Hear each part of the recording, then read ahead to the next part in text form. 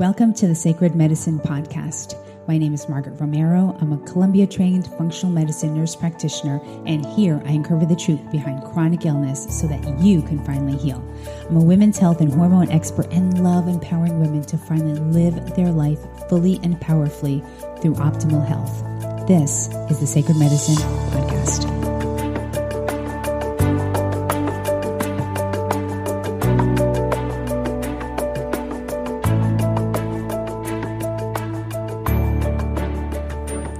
Hi, and welcome back to another week of the Sacred Medicine Podcast. I am your host, Margaret Romero, and today I have a very special guest, Christian de la Huerta, and he wrote an amazing book called Awakening the Soul of Power, How to Live Heroically and Set Yourself Free.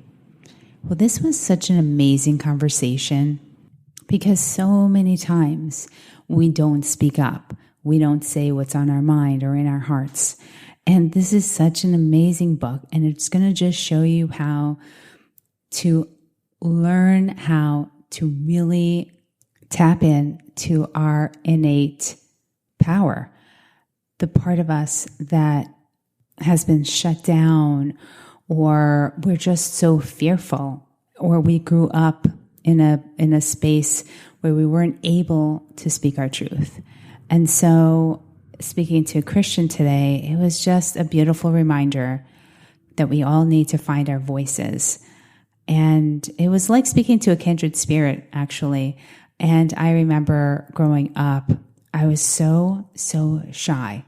And I was also taught to just, don't make too much problems, don't make too much noise, just let it go or whatever. And now, as of I'd say a good 15 years ago, it started. I started to really own my voice and my inner power. And we all have it. We all have it. That today, I immediately, I will not shut down or not say anything. I speak up, and probably too much. And we also discuss one incident that happened with me a couple years ago when my dad was in the hospital. So we talk about that and where I really needed to be my dad's advocate, and I really needed to stick up for him in the time when he was in the ICU. And let me tell you, when I spoke up and out to those doctors and residents and attending, they listened. And I had to be very firm in what I was saying. And where I got that from, I don't know how I learned to really open up and speak up, but I did. And now that I found my voice, you cannot shut me up. So without further ado, on to the show.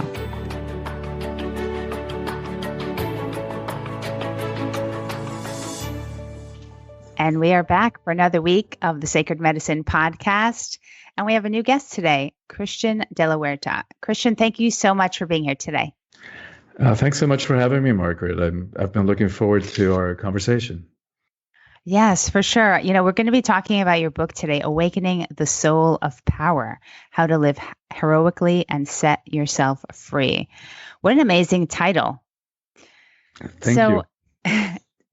Tell us, share a little bit about what soulful power is. What I've realized, I've been doing transformational work for the last 30 years. And what I've realized is that a lot of us, I might even say most of us, have an ambivalent relationship with power. It's like, we're conflicted about it. We want it, but we're afraid of it. And I think at the core, we're afraid that other people are not going to be able to handle us if we really stepped into our power, and that we might abuse it. And no wonder, all we got to do is turn on the news on any given day and witness at least one abuse of power, combined with the fact that we've been conditioned to believe that power is a bad thing. Power corrupts. Absolute power corrupts absolutely. What they forgot to tell us about that quote is that Lord Acton was speaking specifically about political power, not interpersonal, the human power. And so add to that mix the fact that we've been conditioned to believe that the emotions are weakness. And we hate conflict. We avoid confrontation. Combine all of that, and what happens is that we end up giving our power away. Our intrinsic, inherent power that no one can give to us, no one can take away. We are the only ones who can give it away. And the tragic part, the sad part, is that we give it away for sad and lame reasons. We settle for less. We play small. We give away our power for an illusion of security, for a false sense of acceptance, and for crumbs, for morsels of pseudo love. And so the whole theme of this book is that there is a way that we can step into power that doesn't have to be abusive, that doesn't have to be about hierarchy and control and fear and force and domination, but power that is authentically a match with who we are, with our essence. And so that's what I call spiritual power or soulful power. Wow, that's so beautiful. I think that, it is hard for some people to really find their voice. It certainly was the case with me growing up. I mean, even just, I'd say in the past 10 to 15 years or 10 years, I have had more power when it comes to speaking up than I've ever had before. And I love it, actually. I love that I can speak to whoever it is, the head of any company, the head of anything, and feel not justified, but sort of not intimidated by anyone at a higher power speaking to them about something. And it's happened a lot this year and last year when it came to anything. So I love this, and I know that it can be really hard for people to tap into that power of their voice. Yeah, I mean, for me, it's been a journey for sure. I was painfully shy as a teenager. And I know self-doubt, really intimately. I know self-hatred even. My entire adolescence was one long depression with suicidal fantasies. And the reason that I know that these teachings that I share in this book work is because these days is no matter the circumstances, the details of my life, a relationship works out or it doesn't, a project succeeds or it fails, in quote, I never question my sense of worth. I never question myself, my value, my ability to love myself is that's just irreversibly established now. So that I know that no matter what situations and what trauma we come out of, I know all that stuff can be healed and overcome, and that there is a way that we can step into our power. And I love your story about how, because it can happen naturally, the way you're speaking about it, it's just a natural thing and it comes from that strong sense of self. The stronger our sense of self, then the less dependent we are on any kind of external validation, what anybody thinks about us. We just get to be who we are without, this adolescent in-your-face rebelliousness that we also see so many people do. It's no, it's that simple spiritual power it's humble. It has nothing to prove to anybody. It just is. And it's mighty. Yes. Yes. I remember there was a time, maybe just a couple of years ago, my dad was in the hospital and he had to have emergency surgery and he was in the ICU. And one of the residents said, okay, well, your dad's ready we're discharging him just to the regular floor. And he was clearly still not doing well. And I said, no. Now, being a medical professional also, I was there by his side every single day. And so I said, no, my dad is not ready to leave this floor. Oh, and the resident said, well, who was very young, the residents are very young. Yeah. And I said, well, I'll speak to your attending because my father's not leaving this floor. Not today. Maybe tomorrow he'll be better, but not today. I'm not comfortable with that. oh, well, we don't let family dictate what, what we do.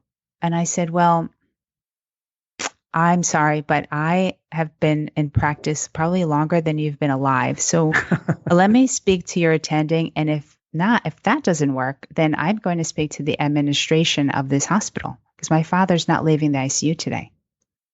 And I was just so strong standing there for my father. Then he walked away. The attending came over and the attending was like, okay, that's fine. He's not leaving this floor today. And I said, thank you very much.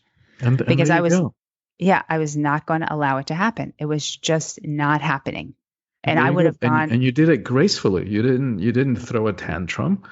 You just and you stood your ground. You knew what your truth was. You knew what you knew, and very calmly, it's like, no, this is not happening.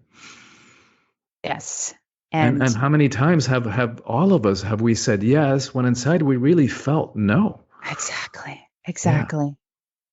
Exactly. And I've thought about this so much when I know that there are so many people out there who do not have a medical background, who wouldn't know, who would just say, okay, just bring them to the other floor. And all of those people that either couldn't speak up because one, they didn't feel empowered to, or number two, they just didn't know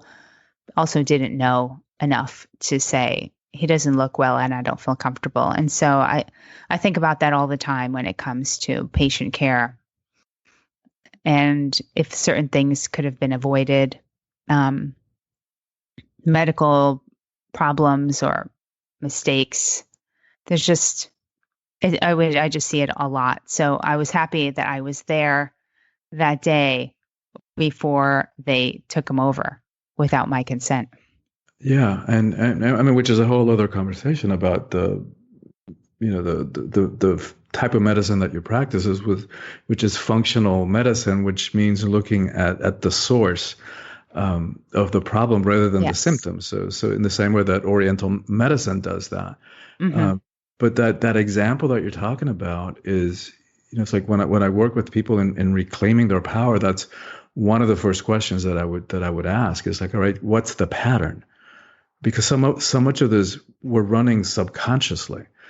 So the first step is becoming aware of why we do the things we do. And so then the pattern is do we tend to give our power away in romantic, intimate, sexual relationships? Is it with authority figures like the example you're talking about, with people that we hold up in a different way, whether they're doctors or attorneys or judges or parents or bosses or coaches or religious leaders? Is that the pattern? Is that the type of situation where we give our power away? And clearly, whether or not you had that pattern in your life, you overrode it, you healed it, you transcended it. Yes, for sure. Yeah. Good job. Yeah. Good job. Thank you. Yeah, no, this is great. Because I love, the reason I even created this podcast was to just help women to become more powerful in their stance for anything that they want in life, for any situation in life. So I love that you created this book. But tell us, you had said something about in the book that this message was primarily, maybe not primarily, but it was sort of geared towards women. Tell me a little bit more about that. Yeah, the book is for everybody. Everybody struggles with power. And it does have a particular message for women. And that comes from my conviction that the empowerment of women is like the single most important thing that needs to happen in the world. It's not to put women up on a pedestal. It's not to idealize women. Women are equally capable of abusing power. It's because we've been running so off balance as a world, as a species, in terms of the dynamics of power between the masculine and the feminine. Because it's not just between men and women. It's the masculine and feminine energies and dynamics. And so, when I think about it strategically, about the situation that we find ourselves in, and I think about what is one thing that we could focus on that will impact others. That's what I land on, because when women are in 50% of power in this world, we'll have a very different relationship to war and poverty and hunger and how we treat the environment and social justice and wealth distribution, to all of it. So that's my strategic approach in focusing on the empowerment of women. And by the way, for the men, if there are men listening to this more patriarchal power over rather than power with system of power doesn't work for men either. It's like, it is completely unacceptable and unsustainable, the treatment of women and the inequality and the lack of justice in this world is like enough. And it doesn't work for men either, because, like, just a couple of quick statistics, the rate of suicide in this country, in the U.S., men commit suicide 4 times as frequently as women. 70% of the suicides in the U.S. are committed by middle-aged white men who are still the main holders of power in the world. So what's up with that? The system is not working for them either. And in terms of longevity, women outlive men by 5 years in the U.S. and by 7 years globally. And I think that's because we've got this twisted definition of what it means to be a man. And so we walk around, like these robots, unfeeling, unexpressing. And it goes back to this, the source of functional medicine and your work in that, because it connects to this treating the emotions. We have somehow along the way, somebody decided that the emotions were weakness. And guys were conditioned from a young age. Little boys don't cry. And what used to be spiritual teaching, that everything is energy, now we know from physics, from quantum physics, that everything is energy. That means the body's energy. We're vibration. That means the emotions are energy. Energy cannot be destroyed. Also from physics, we know this. And so just because we don't feel comfortable feeling our emotions and expressing them, when we suppress them and we stuff them, that doesn't mean they go away. They get stuck in the tissues of our bodies, and what happens is either we stuff and we stuff and we stuff them, and then the next unfortunate one rubs us the wrong way and we explode inappropriately, causing harm to our relationships, sometimes irreparably. Or that energy has to come out one way or the other. And if we don't express them, it's going to start seeping out and showing up in physical symptoms, cancer, heart attacks, ulcers. And so we've got to get a hold of this. Not only learn how to feel and express our emotions responsibly and courageously and gracefully in a way that they can be heard and received, and we've got to get this relationship to power thing handled. Well, what are some ways that we can't? And is it different for men and different for women? Which part? The relationship to power thing? Yes. I think it's the same approach. There's different layers for women, because of the way that we have sort of idealized this masculine, pseudo-masculine, because it's not authentic masculinity, I don't think, but this power over approach. We've seen. We've all seen it, like in the political world. We've seen it in the corporate world. Yes. Less now. That's balancing out now. But because of the way that we have defined power, we see how many women take on this traditional or pseudo masculine power in the way they dress, in the leadership style, in the way they wear their hair. Like, without getting into the politics of it, we saw that in, like to me, Hillary Clinton, whether you like her or not, was an embodiment of that. She was an expression of that for us to look at. In the original, and when she went up against Obama in the primaries, she was much more masculine in her approach to power, understandably. And I mean, I'm projecting this. I've never spoken to her, but I would imagine that either somebody told her or that she just took it on that in order to be perceived as a credible leader, she would have to act in a masculine way. So she was like, like very hawkish and got to go kick butt and all that. Whereas Obama actually embodied much more of the feminine principle you're right. of power with, everybody at the table, dialogue, and globally, like, I think that's one of the reasons why everybody just like the hundreds of thousands of people that celebrated his election. I think it was about this feminine power thing, is that because we've had enough of the other way. Flash forward another 8 years, and when she was going up against Trump last time, now she had a lot more experience. She had been a senator, she had been Secretary of State. You could tell that she was much more comfortable with herself, and her style had softened. Her leadership style was, she was much more comfortable in her skin. She would even speak about love, from her speeches. Mm-hmm. So something had shifted, and I don't know if it was a grandchild or just her own growth, her level of self-confidence, but something had shifted. And again, it's not about political, whether you like it or hate it. It's just about how we express this relationship to power. Right. Wow.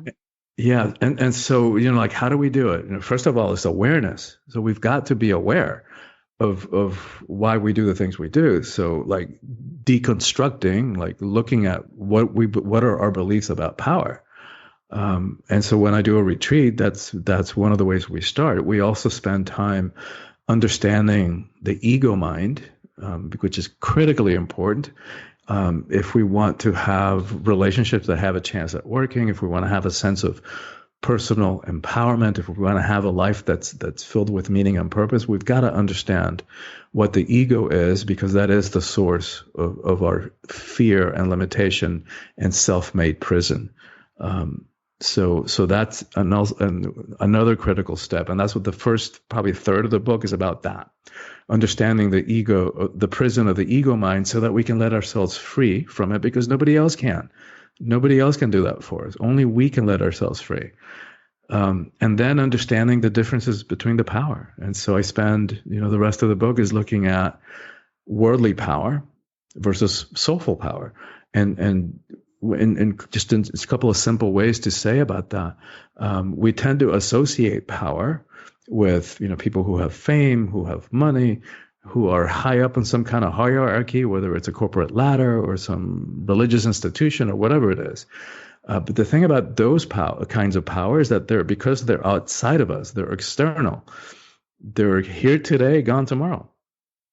As many people have found in the last, year of the pandemic, whose identity were so connected to a job or a company that they work for, and boom, gone. And so they've had to, those who took the opportunity dive deep and ask themselves, who am I if I'm not that job, if I'm not what I do? And then the other kind of power is inherent. It's inside each one of us. And like I was saying before, nobody can give it to us and nobody can take it away. We are the only ones who can give it away. And whereas worldly power has an agenda, and it's always trying to get something for itself, and it's self-aggrandizing, meaning that it's always blowing itself up to seem bigger than it actually is. The other kind of power, soulful power, it's humble, and it's about service. It's about making a difference. And it doesn't need to prove anything to anybody. So, I think of Gandhi or Gandalf from Lord of the Rings in their simple monastic robes, their sandaled feet. You would never know how much power they hold until it's necessary, until it's called for. And then, watch out. Like, Gandhi brought the British Empire to its knees when it was at its highest point in terms of global influence and global reach, without ever shooting a single gun or landing a single punch. Like, that's power. Right. That's beautiful. Okay, so the awareness is the first thing. And so, I think that do you mean awareness as in, why are you not sort of speaking up? Is it that type of awareness? Is that what you're like understanding the patterns, like we were talking about before? Do we tend to say yes when inside we really feel no in romantic, intimate relationships because we're afraid of a relationship ending or not, or afraid of rejection or afraid of ending up alone? Like, that's what I mean by doing the work. It takes work. Or is it like the situation in the hospital? Do we tend to give our power away with authority figures, or religious leaders or anybody in that? So that by beginning to understand the patterns and why we do the things we do, then we can have a choice in the moment, because otherwise we're just doing this stuff subconsciously. Right. And there's no way that we're ever going to break the pattern. So that's the first step, is becoming aware of why we do the things we do. And in order to become aware of that, we've got to become present. That we have to have that ability to look at ourselves and observe ourselves and understand the patterns, and so that we can bring choice. Okay. So once we're aware, is there some form of, like, can you offer some sort of tips when someone's sort of in the midst of not necessarily confrontation, but trying to figure out how to say it? They don't want to, I think a lot of women, like, we want to be polite and we don't want to, we want to avoid any sort of confrontation. So we sort of just want to go with the flow, just don't say anything and it'll be fine. So how does one kind of break that pattern? Yeah. I mean, first of all, by realizing that those patterns we know don't work. Like, we can't sweep the stuff under the rug. Right. Like, the stuff is just not going to go away. And so that at some point we've got to develop that enough inner strength to be able to step into our power and have boundaries. That's all we're talking about. Like, the way that you handled the intern, like, it wasn't rude. You didn't throw a tantrum or cause a scene. It wasn't a drama you created. You just very clearly said, no, that's not going to happen. I'm not doing that. And so that's important, right? To have that inner strength and that inner knowing about ourselves that allows us to say, you know what, consequences come and get me. Like, I know who I am, and I know that I'll be able to handle whatever happens. When I stand my ground, and when I'm simply standing for the truth of myself. Right. It's not like we're like we were saying before, like reacting like an adolescent, throwing a tantrum and trying to figure out his or her limits. We're just coming from that deep place of personal power. Is like, no, that doesn't work for me. So there are some practical things, like when not to get sucked into drama. It's like, use the breath, right? The breath, like. And the thing is to nip it at the bud, right? Like, we're headed into an argument, and we can see where it's going because we've been there before, and we know that they say this, and then I'm going to say that, and blah, blah, blah, blah, blah, and boom, until one of us explodes. So we have to nip it at the bud before it's too late and we've gone over the waterfall. Because at that point, we're just going to react and we're going to regret it. We're going to say or do something that we're then going to regret afterwards. So we have to nip it at the bud, at the first sign of like we're about to get triggered. And we all know what it feels like, right? Our breath, we start breathing more shallowly. Our heart starts racing. Right. Our palms get, get hot and sweaty. We feel flushed. That's the moment of choice. Like, we all know what it feels like for us when we're about to get hijacked and go into that battle of the egos. And so that's a moment of choice where we can just slow things down, right? We want to buy time. We want to slow down the breath. That's key. Because when we slow down the breath, the heart has to slow down too. The heart has no choice. And when the heart slows down, then the nervous system can quiet down and relax so that we can bring choice back into the equation. And by choice, I mean we can access our emotional energies. We can even use the energy of anger, but at choice, not just reacting, so that we can have our emotions, not just be had by them. And that comes from presence. That comes from being in our own center and self-aware enough that we can choose. how we're going to be and how we're going to handle any given situation. The other practice that's really helpful is to know, and this is basic communication stuff, like use I statements. Because when we get into these arguments and into these battles of the egos, we'll start saying, that the ego is very self-righteous, and it knows that it's right, and it's going to try to build an argument to prove that it's right. And so whenever we find ourselves using statements like "you did this," or "you did that," or "you never do this," "you always do that," forget it. End of conversation. That other ego that doesn't even know yet what an ego is, and that it's an ego that's showing up in that moment, all it can do is defend. And all it can do is prove an argument, right? Prove that it's right. And so end of conversation. They might be looking us in the eyes, but when we use phrases like "you always" or "you never," they're going back inside their heads, back in time, right, until that one time in 2001 where it didn't do that. Right. And then it gets to say, well, that's not true. I didn't always do that. Technically, it's true, but it totally misses the point. So by using I statements, and here's a great formula, rather than saying you did this or you did that, is like, so-and-so, when you do this, I feel blah, blah, blah. Right. So we're owning our emotions. We're not blaming them. When you do this, it's showing like and implicit in that formula is like, I want to work this out. But can't we work it out in a different way? Because the way that we're doing it now doesn't work for me. Because when you do this, I feel. Yeah. Right. But that takes a little work. We have to get clear about what we're feeling. Exactly. No, I like that approach for sure. Because the minute you say, "you always do this," or "I can't stand when you do that," the other person can't help but become defensive. Yeah, and then It's just this back and forth thing that's not really resolving anything. Exactly. And never ends well. Ever. No. Never does. All right. And then was there anything else? Well,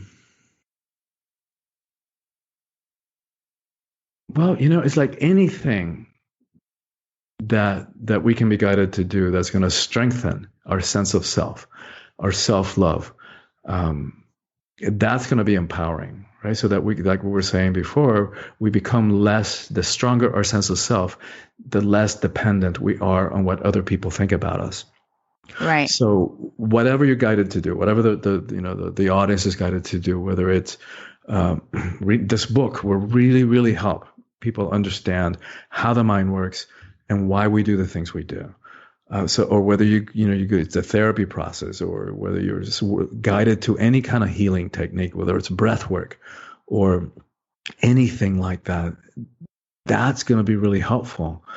So that, again, the stronger our center, then the more certainty that we can have, the more of our personal power, and we can stand from that place. And like you did in the hospital room, is like, without having to prove anything to anybody, you just said, no, we're not doing that.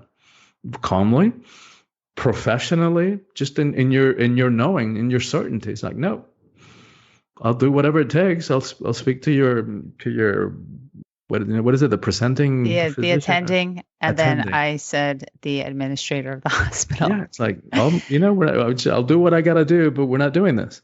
Just calmly, which I thought that's a beautiful example of soulful power.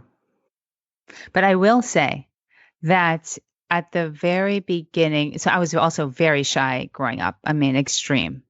And when I started to become more empowered and really finding my voice, it started small and then it got to where it is today.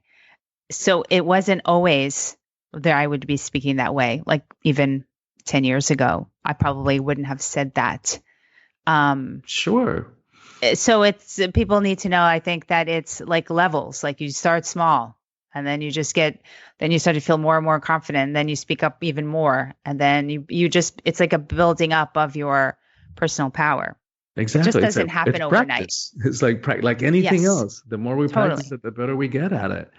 And there are going to be times when we're going to, the pendulum's going to swing too far on that journey of empowerment, and we're going to say stuff that's going to come from like that worldly power, and that's going to come with anger, and that we're going to overreact. Yes, we're going to do that, and we've all done that.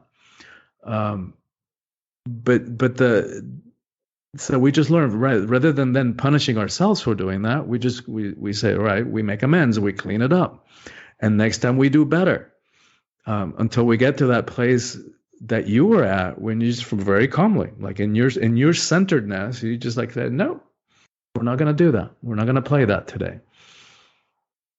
Exactly. Yeah. Without taking it personally, like you didn't feel like attacked by the intern. You didn't feel like they were trying to like attack you personally. They were just doing the best that they could with what they know. So there's no need to add that layer of taking it personally and then feeling attacked and feeling like our identity is being questioned. It's like, no, like, you know who you are. And you just knew. It's like, no, you know what? We're not going to do that today. We might do it tomorrow, but we're not going to do that today. Calmly. Without taking anything personally. He's like, nope. I love it. Can I just tell you that I love this side of me that is able to speak up in any circumstance whatsoever. And so when it comes to like, there's this just sense of myself that's like, okay, whatever is about to happen, I am speaking up with however it is that I feel. There's no longer a period of time where I quiet down or shy away. That part of me I feel doesn't really exist anymore. Yeah. Me too. And because I have definitely done it of countless times. Said yes when inside I feel no, but these days it's like, no, it's just, it doesn't happen. It's not a possibility. Me swallowing my preferences or my power or my truth out of, for all the reasons that we do it, to maintain a sense of pseudo peace, because it's not even real peace, or out of fear of rejection. It's like, it's not going to happen. It's just not going to happen. And we can do it calmly. That's what soulful power means. Like we get to that level of, we could just get to do it. And when we walk away from those interactions, from those relationship situations, we feel good about ourselves, rather than walking like we used to do before. Like, I can't believe, like we feel like crap because we just overrode our inner knowing, our preferences, our desires, our dreams. We just overrode that. Mm-hmm. And so we walk away feeling yucky. Yes. And resentful, because the more we do that, we start resenting it. And then we have the next unfortunate one, we overreact because we've been stuffing ourselves for too long. So then like it just gets to the point we can't do it anymore. And then we overreact and we cause harm, which we then have to clean up. And so how much more natural and easy to do what you did, which is just say clear boundaries. We're clear about our preferences, about what works for us, what doesn't work for us, and we just communicate that gracefully without taking it personally. And it's a skill. It is, it is something that needs to be practiced. Without a doubt. For sure. Yeah. Without a doubt. Oh, well, this has been so amazing. Tell the listeners how they can find you and your book and everything. Thank you so much, Margaret. The book is available on Amazon, wherever books are sold. You can order it at your local bookstore. And in terms of getting in touch with me, probably the best way is my website, which is soulfulpower.com.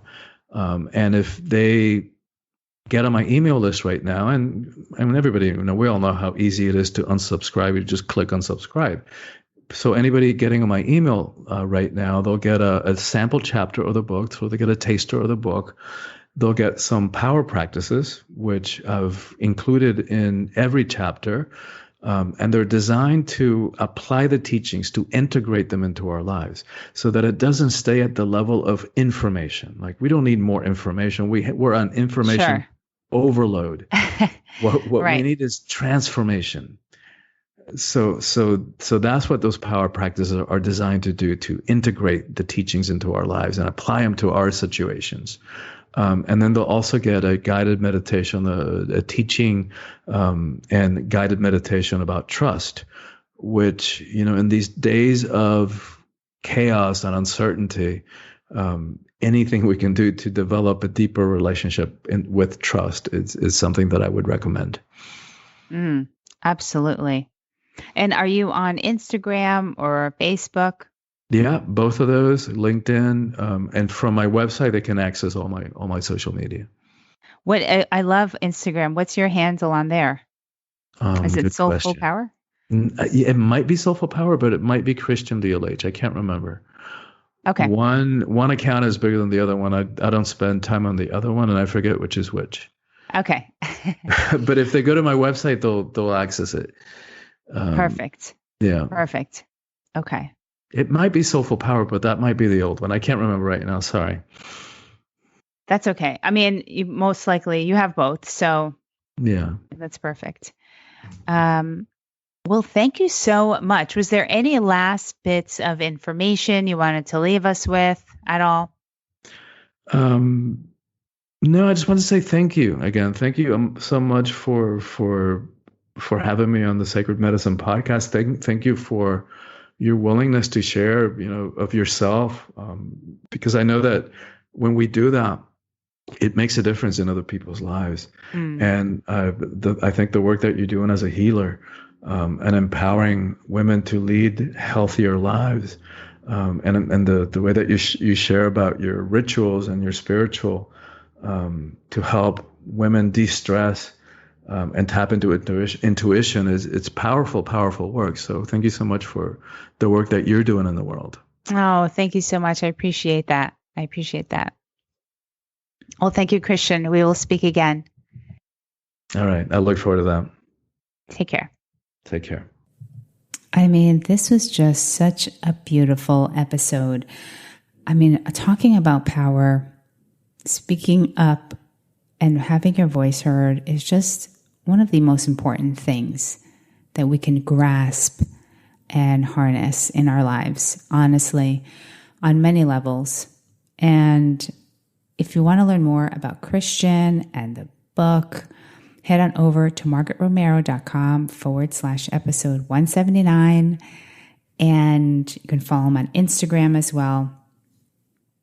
And that's it. That's it for today. If you've been loving these conversations, I would love it so much if you can head on over to iTunes, leave a review, subscribe, so then you will know when the next episode comes out. So we're here weekly, and I talk about functional medicine. I talk about sacred life, living a sacred life. And for me, this is living a sacred life, being able to voice your opinions, your thoughts, your views without feeling stifled or being told to not speak.